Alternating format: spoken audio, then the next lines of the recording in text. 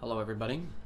I'm going to show you a video today on how to use Kodi and have it see an external hard drive and how to add all your movies so that you can see the thumbnail and description and all that good stuff. First thing we're going to do is we're going to go over here to Kodi. If you're new to the TV Android box, what I have here is a Beelink, which you saw at the boot screen. I'm really happy with it so far. Just a couple things to configure. One of the things that was really confusing to me at first was, let's see, when you go here to the menu, not this one.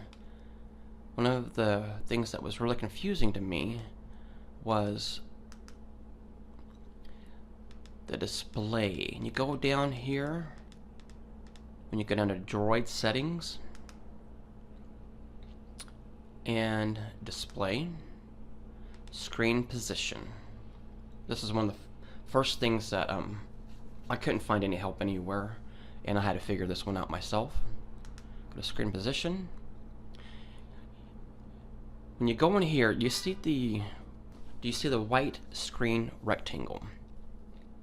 Before, when I went in here, you see right there it says current scaling is 91%. It said 100%, and it was zoomed in so far. Oops, wrong vein.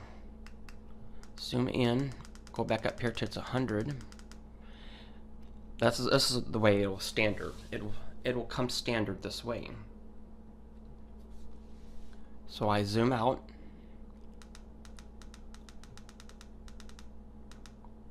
And that's when this appears. Go a little bit more, and I like it a little bit in. So 91 was where I was happiest.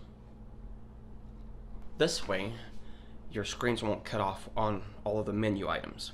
So let's go back to the home, and let's start Kodi again.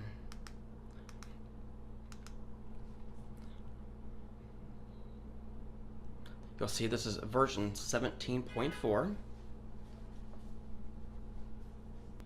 You'll see here all the movies I've already added.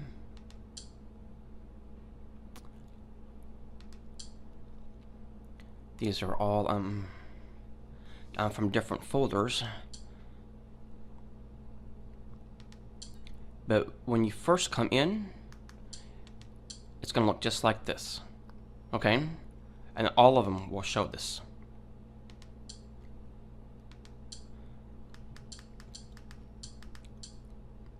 And now it looks like that. I'm going to show you exactly how to get there. First thing we're going to do is you go down here to your add-ons. And you go up here to install from repository.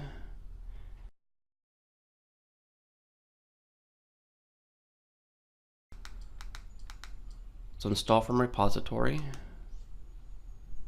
go down here to video add-ons and scroll all the way down to the M's.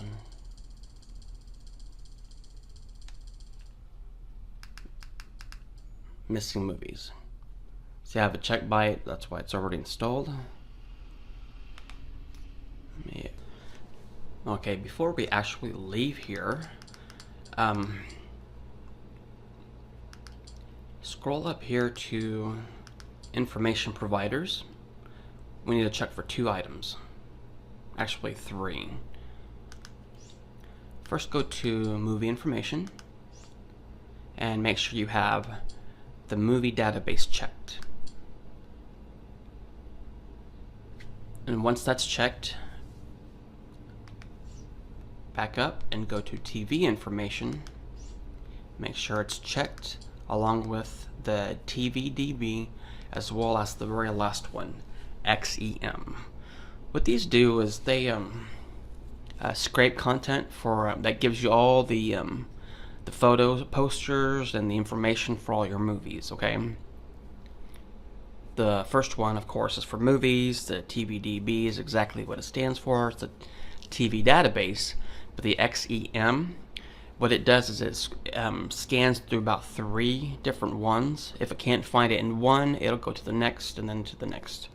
When you use just the TVDB, more than likely you're going to run into a lot of errors.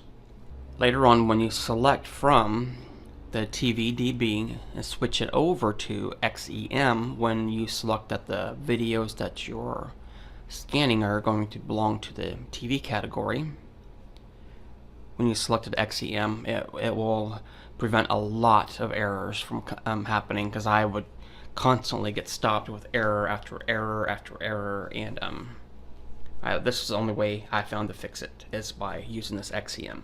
So in the TV, just make sure you've got these 3. Okay, now that those are done, let's go ahead and continue. Let's get back to the main menu.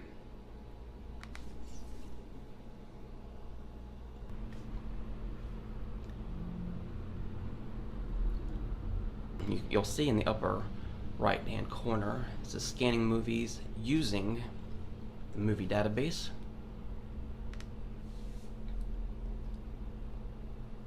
And it'll do that if you have it set to automatically scan on startup. It will go through this.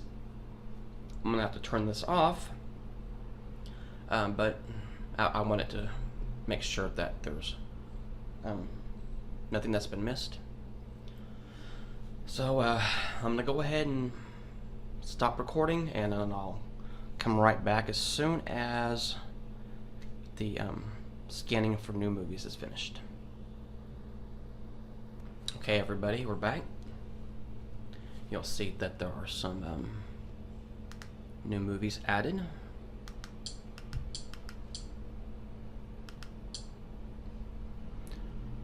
See the extras in some of the folders that I have. There's a folder inside that has all the movie extras. You know, like the trailer, deleted scenes, and all the such stuff.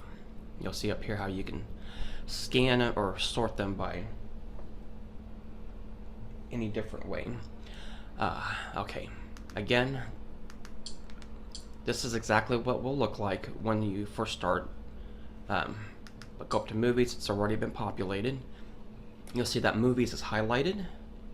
So what I'm going to do is hit the OK button on the remote, or enter, and it will take you to this list right here. And then of course you can go through and see which seasons. A story about 4 girls. I have no idea what that is.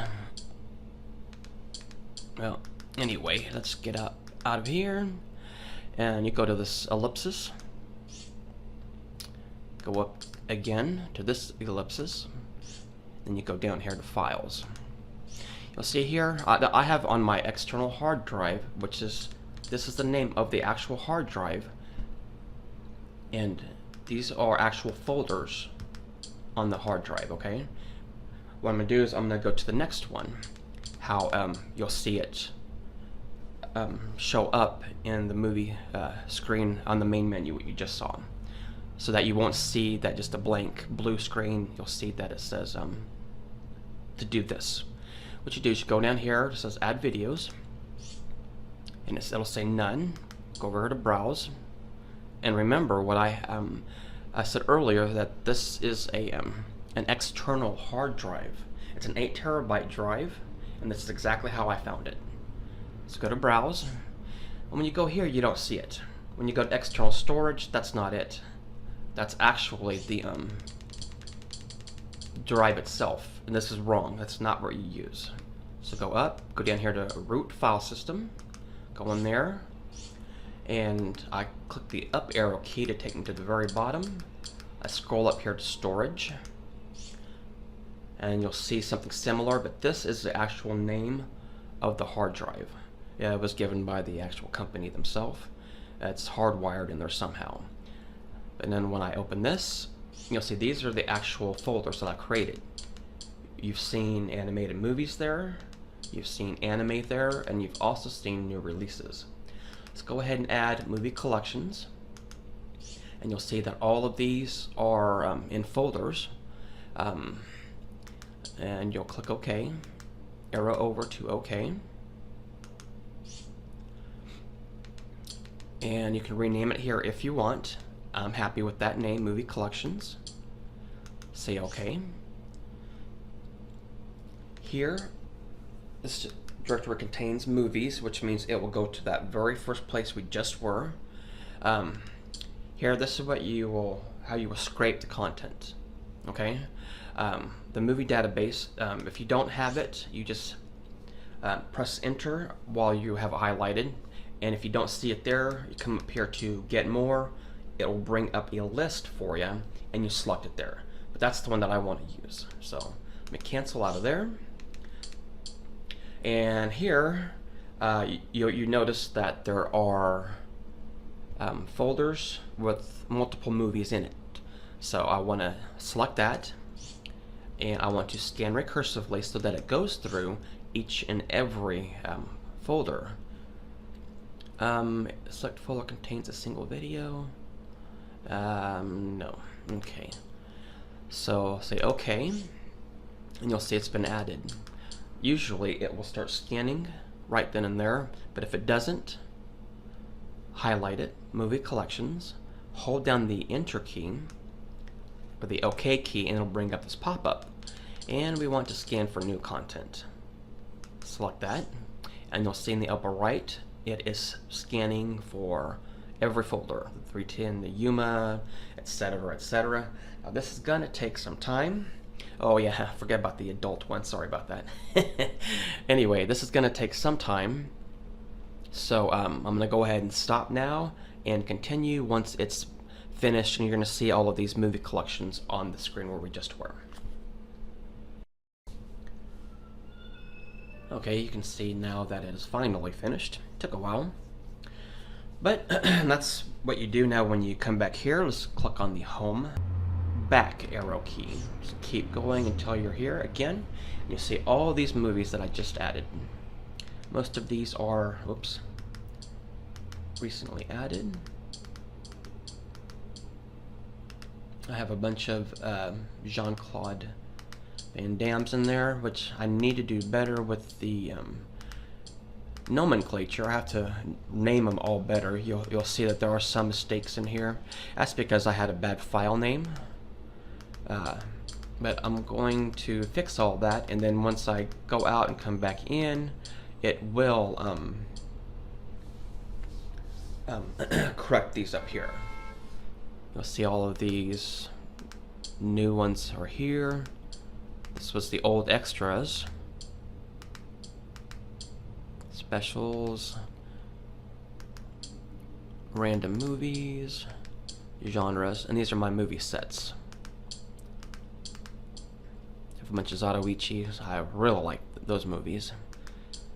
All the Family Guys, Police Academies, IP Man, Ip Man. I'm not sure how that's pronounced, but yeah, you'll see all that here.